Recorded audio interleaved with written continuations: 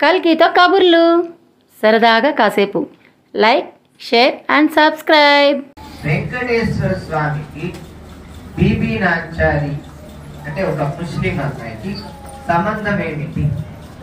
ఆవిడ గుడి ఎక్కడ ఉన్నది?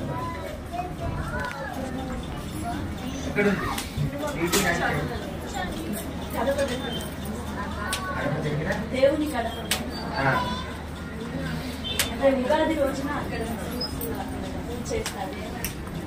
అసలు ఏంటి సంబంధం? ఎక్కడ పురాణంలో వెంకటేశ్వర స్వామి ముస్లింస్ కలుడని చెప్తారని మీరు అందరూ ఎక్కడన్నా ఉందా? వెంకటాచల మహత్యంలో లేదు. అవునా? వెంకటాచల మహత్యంలోనే లేదు, స్థల పురాణంలో లేదు. ఎక్కడ ఉంది ఇది? లౌకికంగా చెప్తారు.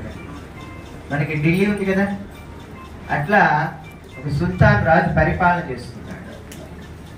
ఆయన పరిపాలన చేస్తున్న సమయంలో అనేకమైన దేవాలయాల్లో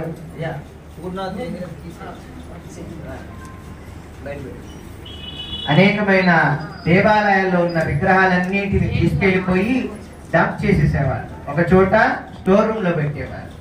ఈ సుల్తాన్ కుమార్తె ఏం చేసిందంటే ఆడుకుంటూ వెళ్తూ మేల్కోట్ పర్వతం, ఇక్కడ మేల్కోట్ ఉంది కదా, ఆ మేల్కోట్ లో ఉన్న ఆ పెరుమాళ్ళని చూసి ఆనందపడి ఆ పెరుమాళ్ళని తీసుకెళ్లి ఆవిడ రోజు ఆ పెరుమాళ్ళకి స్వామివారికి అభిషేకం చేస్తారు కదా. పిల్లలు ఏం చేస్తారు? బొమ్మకి స్నానం చేపిస్తారు. స్వామికి వస్త్రాలంకరణ చేస్తారా? ఆవిడ అలానే చేస్తుంది. పిల్లలకి బొమ్మలకి తినిపిస్తూ ఉంటారు. అవి తినవని తెలుసు, కానీ ఈ పిల్ల ఏం చేస్తుంది? అన్ని వెంకటేశ్వర స్వామి చేస్తుంది. ఆ పెరుమాళ్ళకి అన్ని సేవలు చేస్తుంది. ఈ సుల్తాన్ కుమార్తె చేస్తూ ఆయనలో మమేకమైపోయింది. ఆ స్వామి కీర్తనలు, స్వామి నామం, స్వామి తత్వం, స్వామి భావన అదే స్థితిలో ఉంది. ఎవరు? సుల్తాన్ కూతురు.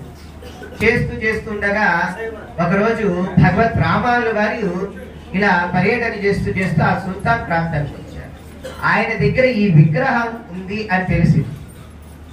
సరే, ఎలాగైనా రాజుని వెళ్ళి అడుగుదామని చెప్పని వెళ్ళి రాజుని అడిగితే, నీ గురించి చాలా విన్నానయ్యా రామాంజన, ఏదన్నా నువ్వు ఒక మహిమ చేస్తే, ఒక మిరాకిల్, ఒక అద్భుతం చేస్తే నీ విగ్రహం నువ్వు తీసుకెళ్ళిపోవాలి. సరే, అట్లాగే. ఏమి లేదు, ఆ స్వామి వారు అక్కడ ఉన్న ఆయన నడుచుకుంటే ఇక్కడికి రావాలి అని. ఏంటి? అక్కడ నడుచుకుంటే ఆ పెరుమాళ్ళు వస్తే నువ్వు తీసుకెళ్ళిపోవచ్చు అని. సరే, అలాగే అని చెప్పని రామాంజుల వారు ధ్యానంలో కూర్చున్నారు. ఈ పిల్ల ఆడుకుంటూ పక్కన పెట్టిన ఆ పెరుమాళ్ళు ఎవరైతే ఉన్నారో ఆ స్వామి వారు నడుచుకుంటూ వచ్చారు. అది చూసి ఆశ్చర్యపోయి, సుల్తాను, నువ్వు చాలా గొప్పవాడివయ్యా, నీకు నేను దాసోహము, నీకేం కావాలో చెప్పావన్నీ ఇచ్చేస్తా, తీసుకెళ్ళా. మాకేమొద్దు, మేల్కోట వెళ్ళడానికి మాకు రవాణా మార్గంలో సౌకర్యాలు కావాలి కాబట్టి మాకు వాహనాలు ఏర్పాటు చేయంటే అది చెప్తా. కాబట్టి అది ఇది పరివారాన్ని ఇచ్చి కాస్త ఏదో ప్రయాణం చేయాలిగా, నాస్తా గీస్తే ఏదో తినాలి కదా, అన్ని పదార్థాలన్నీ పెట్టించి పంపించారు. పెరుమాళ్ళని తీసుకెళ్ళారు. ఈ లోపల ఈ పిల్ల నిద్రలేసి వచ్చి చూస్తే ఆ పెరుమాళ్ళని ఏడ్ చేస్తుంది.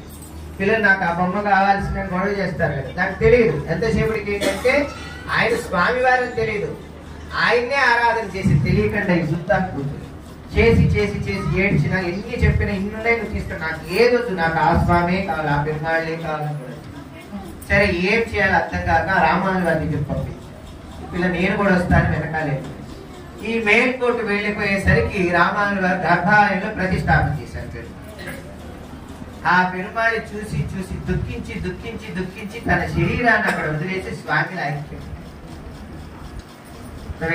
అప్పుడు నుంచి ఈ విషయాన్ని ఏం చేశారంటే, ఒక కథ అల్లి వెంకటేశ్వర స్వామికి ఆవిడికి వివాహం అయింది. ఆ వెంకటేశ్వర స్వామి వాళ్ళకి అల్లుడు అని చెప్తుంటారు ఒక రాజు.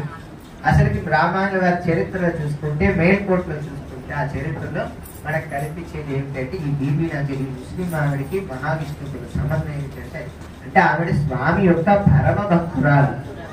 అలా అంటే తనకు తెలియకుండా చేస్తేనే స్వామి లాక్యమైంది, మనం తెలిసి చేస్తే స్వామి ఎంత అనుగ్రహిస్తారు చెప్పండి. అవునా? ఏడుకొండలవాడా వెంకటరమణ,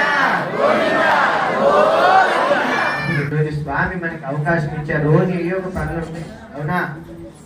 ఏ ఒక పనులు ఉంటాయి. కాబట్టి స్వామి ఇలాంటి భాగ్యం మనకి ఇచ్చినందుకు మీరందరూ శ్రద్ధాభక్తులతో చక్కగా చేయండి. ఎందుకంటే ఈ శ్రీవారి సన్నిధి ఈ కాశీ అన్నపూర్ణ సత్రం వారు మనకి చక్కటి అవకాశం ఇచ్చారు, ఇలాంటి భాగ్యం ఇచ్చారు. ఇక్కడ పరివారం కూడా ఎంతో శ్రద్ధాభక్తులతో ఈ కార్యక్రమానికి చక్కటి సహకారంతో, కృషితో, సేవతో చేస్తున్నారు. కాబట్టి వాళ్ళందరికీ మనం ఇవ్వాల్సింది ఏమిటంటే ఒక్కటే, డిసిప్లైన్. ఏం చేయాలి? మీరు డిసిప్లైన్ చేస్తే పరమాత్ముడు మనల్ని అనుగ్రహిస్తారు. మీరు గొడవ చేస్తుంటే మీరు చేసిన పుణ్యం పక్కన ఆవిడకి వెళ్ళింది, పక్కన ఆవిడ చేసిన పాపం మీకు వస్తుంది. అర్థమైందా? ఆవిడకి ఏం చేస్తుంటే ఆ పక్కన ఆవిడ పాపం వస్తుందండి. వస్తుందా?